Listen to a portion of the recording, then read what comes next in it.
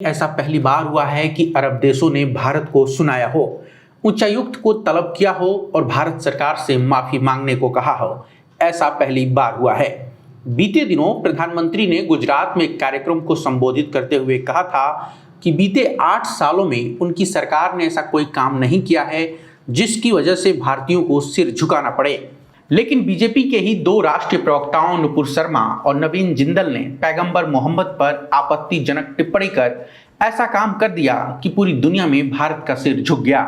जिस देश में हिंदू, मुस्लिम, सिख, ईसाई सदियों से फलते फूलते रहे, उस देश को अरब देशों ने मानवाधिकार और धार्मिक सहिष्णुता पर लेक्चर दे डाला। ये 70 सालों में पहली बार हुआ है। भारत भले ही 57 मुस्लिम देशों के संगठन OIC की टिप्पणियों को खारिज करता रहे, लेकिन कतर, कुवैत और ईरान ने भारतीय राजदूतों को तलब कर मोदी सरकार को कहीं का नहीं छोड़ा। दरअसल OIC ने पैगंबर मोहम्मद के खिलाफ भाजपा प्रवक्ताओं की टिप्पणी को लेकर भारत की आलोचना की थी और संयुक्त राष्ट्र से आग्रह किया था कि भारत में मुसलमानों के अधिकारों की सुरक्षा सुनिश्चित की जाए। OIC से पहले कतर, ईरान और कुवैत ने पैगंबर मोहम्मद के बारे में बीजेपी नेताओं की विवादित टिप्पणियों को लेकर भारतीय राजदूतों को तलब किया और कड़ी आपत्ति दर्ज कराई। सऊदी अरब ने भी भाजपा प्रवक्ताओं की टिप्पणियों की निंदा की और कहा कि इनसे पैगंबर मोहम्मद का अपमान हुआ है। इस्लामिक देशों के संगठन OIC के बयान के बाद भारत की ओर से विदेश मंत्रालय के प्रवक्ता अरिंदम बागची सामने आए और कहा कि भारत OIC की गैर जरूरी और छोटी सोच वाली टिप्पणी को सिरे से खारिज करता है। भारत इस बात पर जोर देता है कि नई दिल्ली सभी धर्मों के प्रति सर्वोच्च सम्मान का भाव रखती है। बागची ने कहा, यह खेदजनक है कि OIC ने एक बार फिर से गुमराह करने वाली और शरारतपूर्ण टिप्पणी की। यह निहित स्वार्थी तत्वों की सह पर उसके विभाजनकारी एजेंडे को उजागर करता है। विदेश मंत्रालय के बयान से पहले रविवार को बीजेपी ने प्रेस कॉन्फ्रेंस कर कहा कि पार्टी सभी धर्मों का सम्मान करती है और किसी भी धार्मिक व्यक्तित्व के अपमान की कड़ी निंदा करती है।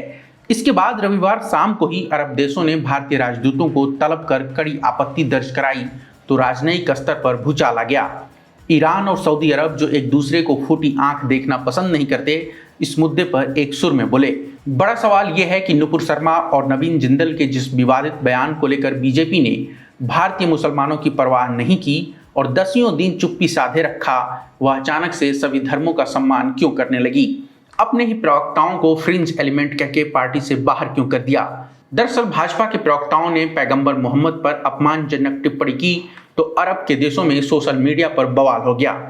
3 दिनों तक stop insulting prophet Mohammad trend करने लगा और भारतीय सामानों के बायकॉट की मांग उठने लगी।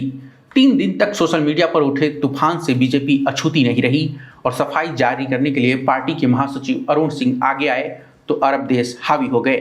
भारतीय राजदूतों को सम्मन कर दिया, लेकिन देश पर शासन कर रहे 2 गुजरातियों को तगड़ा झटका इसलिए लगा कि अगर मामला हाथ से निकला तो व्यापार प्रभावित होगा, भारतीय सामानों का बायकॉट ठीक नहीं होगा, इमेज तो खराब होगी ही। खाड़ी के देशों में बसे लाखों भारतीय क्या मुंह दिखाएंगे। इसलिए आनन फानन में बीजेपी ने अपना टोन बदला और कहा कि हम सभी धर्मों का सम्मान करते हैं। अब आप सोचिए कि अगर अरब के देशों में भारतीय सामानों का बायकॉट होता तो देश की अर्थव्यवस्था पर क्या असर होता। सबसे पहले तो अरब देशों के साथ भारत के द्विपक्षीय संबंध खराब होते। तेल और गैस के लिए भारत अरब देशों पर ही निर्भर है। इसके अलावा Bahrain, Kuwait, Oman, Qatar, Saudi Arab और UAE वाले गल्फ कोऑपरेशन काउंसिल के साथ भारत का व्यापार 87 बिलियन अमेरिकी डॉलर से ज्यादा का है। इसमें 60 बिलियन डॉलर का सामान तो भारत अरब देशों से आयात करता है, यानी मंगाता है। पिछले साल इस व्यापार में 27% का उछाल आया था। कतर से तो भारत अपनी जरूरत का 40% गैस आयात करता है। यही नहीं, अरब देशों में प्रवासी भारतीयों की संख्या 65 लाख के करीब है। अरब देशों की इंपॉर्टेंस को ऐसे समझिए कि जब 2022 में प्रधानमंत्री नरेंद्र मोदी पहले विदेशी दौरे पर गए तो उन्होंने UAE और कुवैत का दौरा किया। 2014 के बाद से प्रधानमंत्री नरेंद्र मोदी लगातार खाड़ी देशों का दौरा करते रहे हैं। प्रधानमंत्री नरेंद्र मोदी ने खुद एक बार कहा था कि कांग्रेस इस बात से परेशान है कि मुस्लिम देशों के साथ उनके संबंध बहुत अच्छे हैं, लेकिन अच्छे संबंधों को बिगड़ने में ज्यादा समय नहीं लगता। जब आपकी ही पार्टी का प्रवक्ता टीवी पर बैठकर अपमानजनक टिप्पणियां करता रहे तो 30 सेकंड के नफरती बयान भी सब कुछ खत्म कर देते हैं। जिस तरह से मुस्लिम देशों ने प्रतिक्रिया दी है उससे साफ जाहिर है कि भारत और इस्लामिक देशों का संबंध ठीक नहीं है। भारत में दुनिया की दूसरी सबसे बड़ी मुस्लिम आबादी रहती है और बीजेपी को भले ही लगता है कि उसे मुसलमानों के वोट की जरूरत नहीं है, लेकिन मोदी सरकार को इससे ऊपर उठना होगा कि दो प्रवक्ताओं के बयान समस्या की जड़ हैं और उन्हें पार्टी से निकाल देना समस्या का हल है। हेट स्पीच को किसी भी तरीके से जायज नहीं ठहराया जा सकता।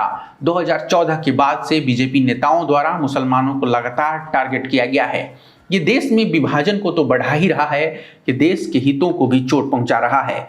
मोदी सरकार को ये साबित करना होगा कि वह अपने मुसलमान नागरिकों की परवाह करती है और भारतीय मुसलमानों को न्याय के लिए अरब देशों की ओर देखने की जरूरत नहीं है।